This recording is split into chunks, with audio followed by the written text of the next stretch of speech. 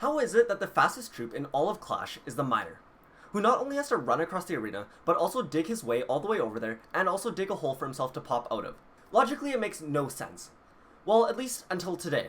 After a ton of thinking, I think I finally developed a theory that could explain how the miner is able to move so much faster underground than he can run above ground. So let's go ahead and hop into the video. But before the video actually starts, I wanted to quickly let you guys know about this iPad Air giveaway that I am hosting. The winner is going to be announced on September 21st, so save that date in your calendars and make sure you guys enter.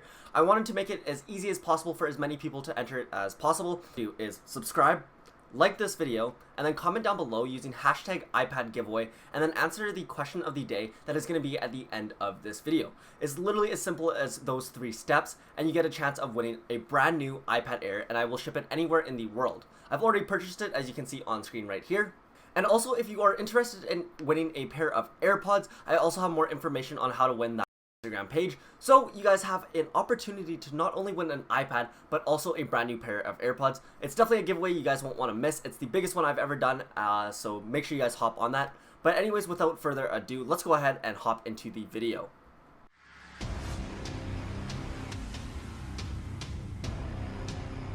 So how is it that the miner is able to move faster underground than he can above ground, making him the fastest troop in all of Clash, but only when he's underground? As mentioned before, logically it makes no sense.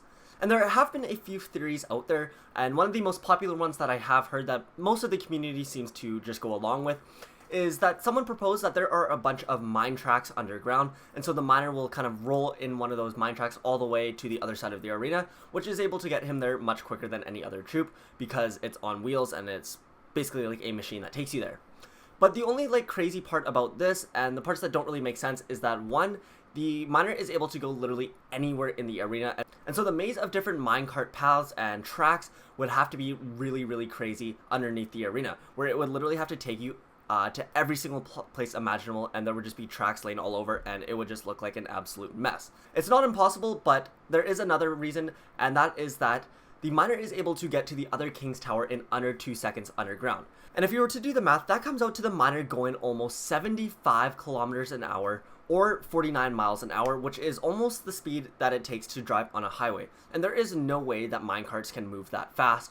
And it is extremely unlikely that minecarts can really move that fast underground and making all these twists and turns all the way around the arenas. And so here's where my theory comes in. So firstly, to come to my theory, one of the first things I did was kind of calculate some math where the miner running is an average jog is about 10 kilometers an hour or 6.5 miles per hour.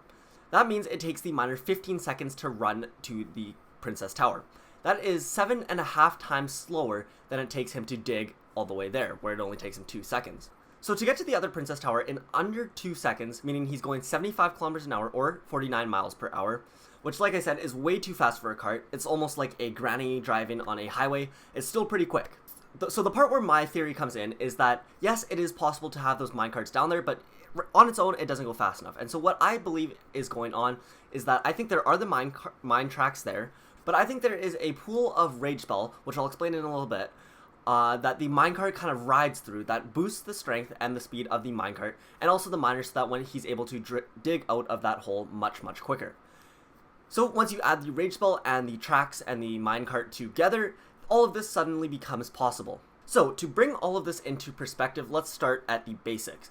I believe that there is an elaborate series of tracks underneath each of the arenas, and some of the factors that point towards this being true, if you look at the builder's arena, you can see that there is actually an entrance beneath the arena and a ton of space underneath the arena, meaning that there is definitely a possibility that they can have a bunch of tracks underneath. And considering the builder built most of these arenas, it wouldn't be too far-fetched to assume that he had some sort of series of transportation underneath the arena. And all the other arenas are basically the same. If you look at all of the graphic arts, the foundations are all identical, and then they are just decorated differently on top. And so it wouldn't be too far-fetched to believe that underneath there is the exact same foundation and that there is a series of minecarts beneath.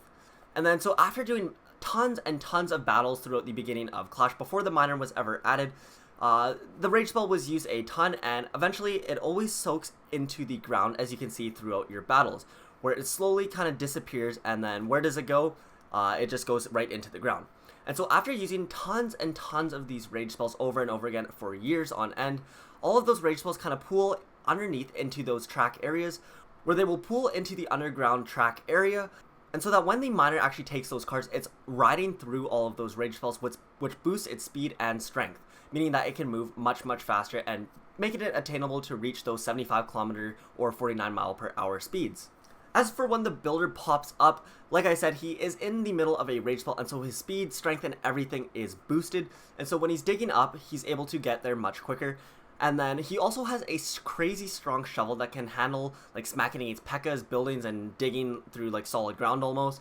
As Supercell mentioned in his description, it's not a magical shovel. It's just like an extremely well-built shovel, probably made by the builder himself. And so it's a very sturdy shovel that the miner is able to use to dig himself out of the floor when he gets to wherever his destination is. And so just quickly to summarize and recap to make sure we are all on the same page, basically there is an elaborate series of minecarts beneath. All of the rage spells from all the battles pool into that area underneath. So the miner is able to take that minecart anywhere in the arena, going through the rage spell, using the rage spell to dig his way out, and then poof, he is wherever you want, making him one of the best legendary cards in the entire game. But that pretty much wraps it up for my theory. But that's not where this whole miner talk really ends. If you guys want to check out my miner origin story that further explains my whole theory, where I get a bit nerdy about how the miner found his way into the Clash Royale arenas after starting out as a measly old Clash landscaper, you guys can go ahead and check out that video by clicking the I in the description, or checking out one of my end cards at the end where I'll link to the miner's origin story.